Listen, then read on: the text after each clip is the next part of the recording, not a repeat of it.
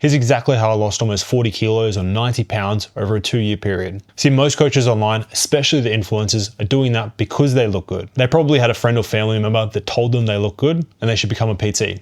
So they did. And a lot of them are financially rewarded very well for that. But I don't fall into that category. I grew up pretty overweight, and by the time I was 14 or 15, I was 120 kilograms, which is around 265 pounds. And less than 2 years later, I was getting very close to 80 kilograms or 180 pounds. I'm going to tell you how I did it, but I'm also going to tell you why I don't recommend you do that. But I'm going to have to take you right back to the start. There came a moment when I was so dissatisfied with my weight and how I looked, and I'd reached a boiling point where I knew I had no other choice but to change. I actually didn't have that much desire to change before that. It actually really only came from a moment of pain and rock bottom, to the point where you'd never catch me wearing only a t-shirt, even in Australia where it'd get up to 30 or 40 degrees, and I'd always wear a jumper or a sweater to cover up. So what did I do? I started working out. My dad had his own workshop as he was a mechanic, and there was a little set of weights there. I was actually too young to go to the gym unsupervised, so this was my next best step. But the thing is, I'd do some weights, I'd start skipping in the shed, but I'd start to get really tired very quickly.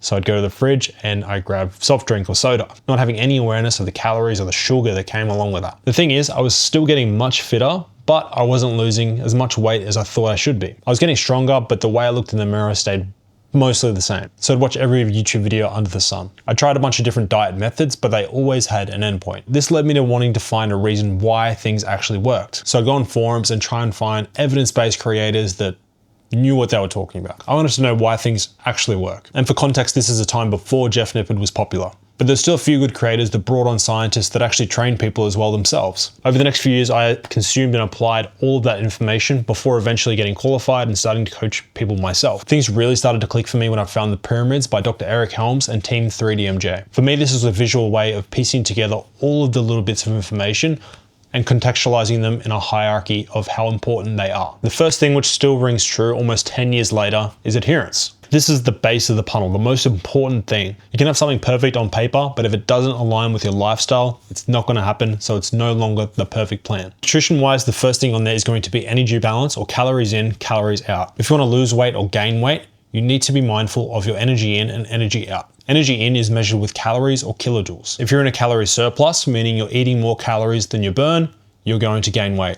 If you're eating in a calorie deficit, meaning you're burning more calories than you consume, you are going to lose weight. If the amount of calories you eat matches the amount of calories you burn, you are going to stay weight neutral, meaning your weight stays the same. And to break that down further, fat loss and muscle gain occur at different rates. Muscle gain is inherently a slower process, so if you try and force feed yourself and gain half a kilo a week, a lot of that is going to be brought on by fat. However, fat loss can occur much quicker, which was good news for me. For fat loss, a really good range where you're less likely to lose muscle and really suffer is losing between 0.5% and 1% per week. However, when it comes to gaining muscle, you're looking at those same numbers per month, not per week. So you might gain 0.5% of your body weight over a month period rather than that week. The next thing on that prong is macronutrients.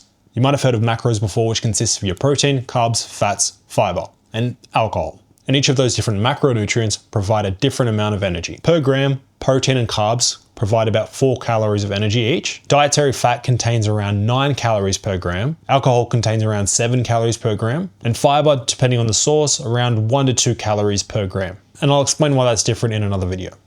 Think of protein as being the building blocks of a lot of the different actions in your body. Not just muscle, your hair, skin, nails, all of your organs. Think of it as giving you the tools and the instructions to rebuild and repair the decay that's going on day to day. And it's the most important macronutrient for your body composition. So how much muscle you have on your frame. For this video, I won't get too in the weeds of carbohydrate and fat intake, as I think they deserve a video on their own. And further up in that pyramid is micronutrients. So that's all your vitamins and minerals. And the reason it's further up is you could have all the micronutrients, so the vitamin and minerals you need, but it doesn't take into account whether you're in an energy surplus, a deficit, you're eating very little amounts of protein, or you're eating a lot, which will play a bigger role in affecting your body composition. Calories determine what you weigh, macros determine what you look like, and your micros determine how you feel. If you're in a small calorie deficit and you're eating enough protein, but you're micronutrient deficient or devoid, you're probably going to start to feel pretty shit pretty quickly. But we'll move on to the next point, which is nutrient timing, so when you're eating throughout the day. Now, if your main goal is building muscle, you want muscle protein synthesis to occur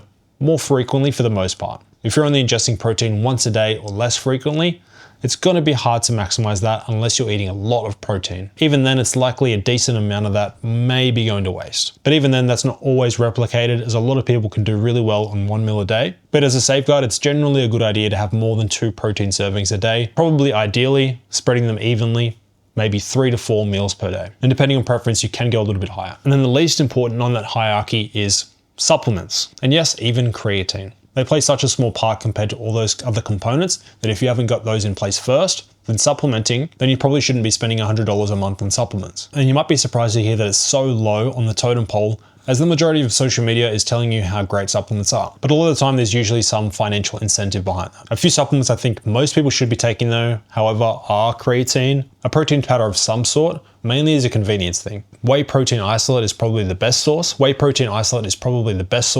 And also it mimics an actual food source. And the other one I'd say is likely caffeine, which can have a pretty considerable effect on your gym performance and even your productivity throughout the day. Learning these principles gives you a pretty good idea of how they all fit within the grand scheme of things. You can't really skip rungs on that. You can't really skip rungs on that ladder if you really want to make progress. And in the next video, I will show you exactly what I did wrong and how you can avoid it.